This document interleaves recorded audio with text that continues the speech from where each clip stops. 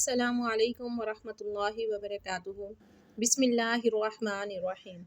واضح رہے کہ نبی کریم صلی اللہ علیہ وآلہ وسلم نے اپنی دونوں صاحبزادیاں یکے بعد حضرت عثمان غنی رضی اللہ تعالیٰ عنہ کے نکاح میں دی تھیں، لیکن اس وقت دونوں صاحبزادیوں کی عمریں کتنی تھیں اس بارے میں تاریخ کی کتابوں میں باوجود تلاش کے کوئی حتمی رائے قول یا عبارت تو نہیں مل سکی۔ تاہم اگر دونوں صاحبزادیوں کی تاریخ پیدائش، وفات اور درمیانی واقعات کا تاریخ و سیرت کی کتابوں میں بغور جائزہ لیا جائے تو تاریخی واقعات اور شواہد اور خارجی قرائن کے ذریعے کسی حد تک دونوں صاحبزادیوں کی بوقت نکاح عمر کے بارے میں تقریباً حد تک رسائی حاصل ہو سکتی ہے۔ حضرت رقیہ رضی اللہ تعالیٰ عنہا کی پیدائش اعلان نبوت سے 7 سال پہلے ہوئی۔ جب آپ صلی اللہ علیہ وآلہ وسلم کی عمر مبارک 33 سال تھی تو ان کی شادی ابو لہب کے بیٹے عقبہ سے ہوئی، لیکن اس نے ابو لہب کے کہنے پر حضرت رقیہ رضی اللہ تعالیٰ عنہا کو طلاق دے دی۔ اس کے بعد ان کی شادی حضرت عثمان غنی رضی اللہ تعالیٰ عنہ سے ہوئی اور نبوت کے 5ویں سال دونوں میاں بیوی نے حبشہ کی طرف ہجرت کی، جہاں ان کے ہاں بیٹے کی ولادت ہوئی۔ لہٰذا 7 سال قبل از اعلان نبوت اور 3 یا 4 سال بعد از اعلان نبوت، جس سے یہی معلوم ہوتا ہے کہ آپ کی عمر تقریباً 10 یا 11 سال تھی۔ حضرت ام کلثوم رضی اللہ تعالیٰ عنہا کی پیدائش اعلان نبوت سے کچھ عرصہ پہلے حضرت رقیہ رضی اللہ تعالیٰ عنہا کے بعد ہوئی، اس لیے اگر آپ کی پیدائش کو حضرت رقیہ رضی اللہ تعالیٰ عنہا کی پیدائش کے 1 سال بعد مانا جائے تو نبوت سے پہلے آپ رضی اللہ تعالیٰ عنہا کی عمر 6 سال بنتی ہے، اور حضرت رقیہ رضی اللہ تعالیٰ عنہا کا انتقال 2 ہجری کو ہوا، اور اہل تاریخ اور سیرت کا اتفاق ہے کہ حضرت ام کلثوم رضی اللہ تعالیٰ عنہا کا نکاح حضرت عثمان بن عفان رضی اللہ تعالیٰ عنہ سے ربیع الاول 3 ہجری میں ہوا، جبکہ آپ رضی اللہ تعالیٰ عنہا کی عمر مبارک اعلان نبوت کے وقت تقریباً 6 سال تھی۔ اس کے بعد 13 سال مکہ میں اور 3 سال بعد از ہجرت، تو یہ کل ملا کے 22 سال بنتے ہیں، جس سے یہی معلوم ہوتا ہے کہ آپ رضی اللہ تعالیٰ عنہا کا نکاح جب حضرت عثمان بن عفان رضی اللہ تعالیٰ عنہ سے ہوا تو اس وقت آپ رضی اللہ تعالیٰ عنہا کی عمر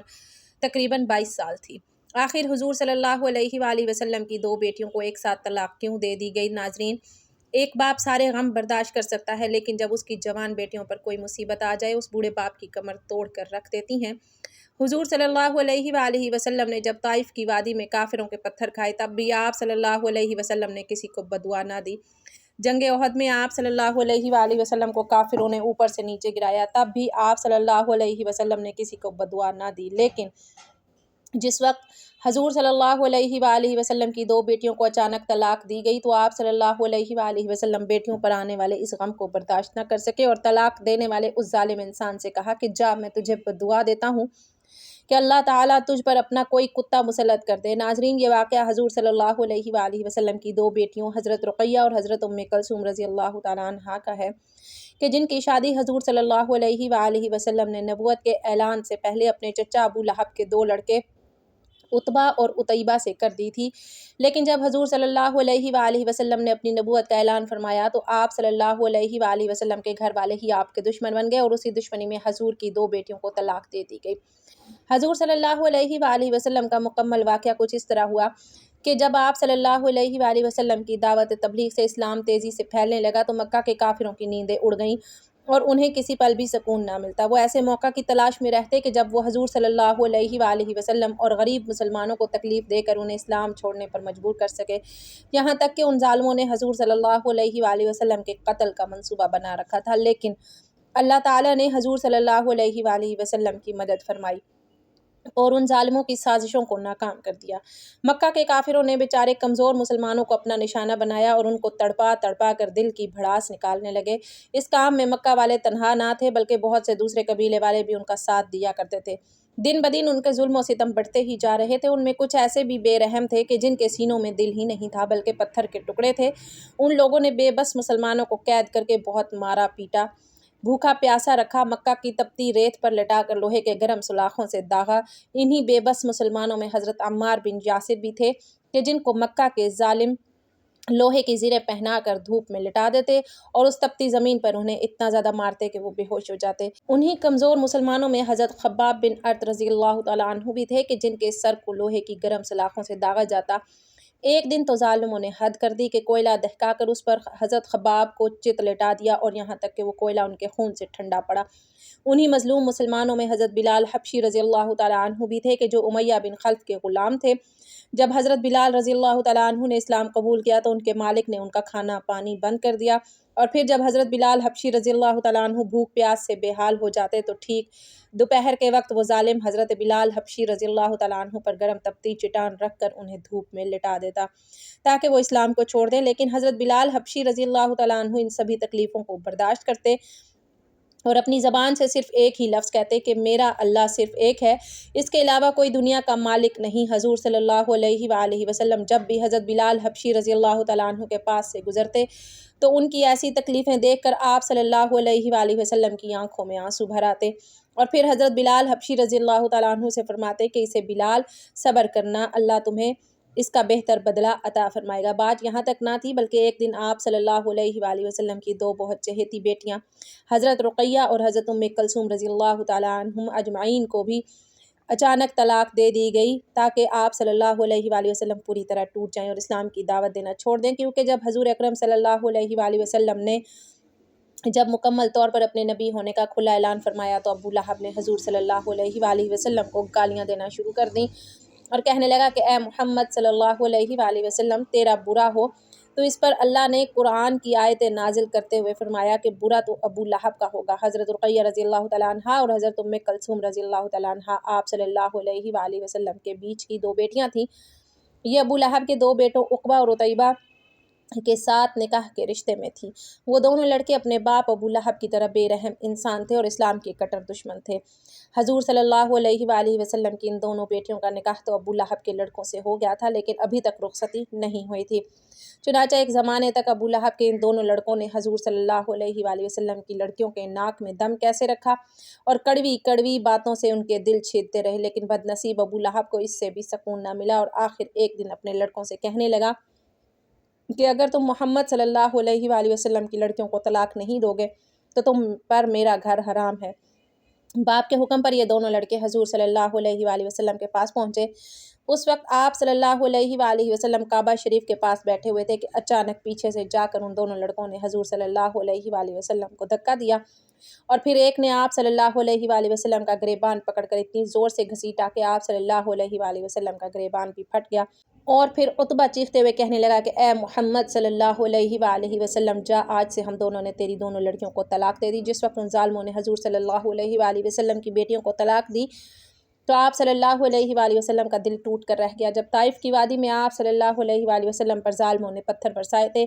تب بھی آپ نے کسی کو بددعا نہ دی تھی۔ جب جنگ احد کے موقع پر آپ صلی اللہ علیہ وآلہ وسلم اوپر سے نیچے گرے تھے تب بھی آپ نے کسی کو بددعا نہ دی تھی، لیکن جس وقت ابو لہب کے ان دونوں لڑکوں نے آ کر حضور صلی اللہ علیہ وآلہ وسلم کی بیٹیوں کو طلاق دی تو بیٹیوں پر غم پڑنے والا یہ غم آپ صلی اللہ علیہ وآلہ وسلم برداشت نہ کر سکے اور کہنے لگے کہ اے عتبہ جا، میں تم دونوں کو بددعا دیتا ہوں کہ اللہ تم پر اپنا کوئی کتا مسلط کر دے۔ اور پھر حضور صلی اللہ علیہ وآلہ وسلم کا بددعا کا اثر ایسا ہوا کہ ایک روز ابو لہب کا یہی لڑکا ایک قافلے کے ساتھ شام شہر کی طرف تجارت کے لیے جا رہا تھا تو رات میں ایک جگہ اچانک شیر آ گیا۔ اس نے قافلے کے سبھی لوگوں کو سونگا لیکن کسی نے کچھ نہ بولا، لیکن جب عتبہ کے پاس پہنچا تو اسے سونگتے ہی اس پر حملہ بول دیا اور چیر پھاڑ کر اس کے جسم کے ٹکڑے کر دیے۔ جب ابو لہب کے دونوں بیٹوں نے حضور صلی اللہ علیہ وآلہ وسلم کی بیٹیوں کو طلاق دے دی تو آپ صلی اللہ علیہ وآلہ وسلم نے اپنی بڑی بیٹی کی شادی حضرت عثمان رضی اللہ تعالیٰ عنہ سے کر دی، لیکن کچھ دنوں بعد جب حضور صلی اللہ علیہ وآلہ وسلم کی اس بڑی بیٹی کی وفات ہوئی تو آپ صلی اللہ علیہ وآلہ وسلم نے اپنی دوسری بیٹی کی بھی شادی حضرت عثمان رضی اللہ تعالیٰ عنہ سے ہی کر دی۔ اس لیے حضرت عثمان بن عفان رضی اللہ تعالیٰ عنہ کو ذو النورین کہا جاتا ہے، مطلب انہیں حضور صلی اللہ علیہ وآلہ وسلم کے گھرانے کے دو نور حاصل ہوئے۔ واقعہ کچھ اس طرح ہے کہ ایک مرتبہ ابو لہب کے بیٹے عتبہ نے نبی کریم صلی اللہ علیہ وآلہ وسلم کی شان اقدس میں انتہا درجے کی گستاخی کرتے ہوئے غلط زبان استعمال کی، حتیٰ کہ یہ بدبخت آقا دو جہاں نبی پاک صلی اللہ علیہ وآلہ وسلم پر جھپٹ پڑا اور آپ صلی اللہ علیہ وآلہ وسلم کے کرتا مبارک کو پھاڑ ڈالا۔ عقبہ بن ابو لہب کی اس حرکت سے نبی کریم صلی اللہ علیہ وآلہ وسلم کے قلب اطہر کو شدید صدمہ پہنچا اور آپ صلی اللہ علیہ وسلم کی مبارک زبان سے یہ الفاظ ادا ہوئے: اے اللہ اپنے کتوں میں سے کسی کتے کو اس پر مسلط فرما دے۔ اللہ کے محبوب نبی کریم صلی اللہ علیہ وآلہ وسلم کی زبان مبارک سے ادا ہونے والا ہر لفظ پتھر پر لکیر کی مانند ہوتا ہے، یعنی کہ اللہ رب العزت اپنے محبوب نبی کریم صلی اللہ علیہ وآلہ وسلم کی بات کو ہر صورت پورا فرماتا ہے۔ اس بات سے مشرکین بھی اچھی طرح واقف تھے کہ آپ صلی اللہ علیہ وآلہ وسلم نے جو فرمایا ہے وہ پورا ہو کر رہے گا، لیکن ان کی عقلوں پر پردہ پڑا ہوا تھا۔ اگلے دن ابو لہب اور اس کا بیٹا عتبہ دونوں بدبخت تجارت کی غرض سے ایک قافلے کے ساتھ شام کی طرف نکلے۔ سفر کرتے رات ہو گئی۔ قافلے والے زرقہ کے مقام پر ایک راہب کے پاس رات گزارنے کے لیے ٹھہرے۔ راہب نے قافلے والوں کو پہلے ہی آگاہ کر دیا تھا کہ یہاں آس پاس جنگلی درندے بہت ہیں، اس لیے ہوشیار رہنا۔ یہ سن کر ابو لہب کو نبی کریم صلی اللہ علیہ وآلہ وسلم کی وہ بات یاد آ گئی اور اس نے قافلے والوں سے کہا کہ اے لوگو، محمد صلی اللہ علیہ وآلہ وسلم نے میرے بیٹے عقبہ کے لیے ہلاکت کی دعا کی ہے، اس لیے کسی درندے کے حملے کا مجھے یقین ہے۔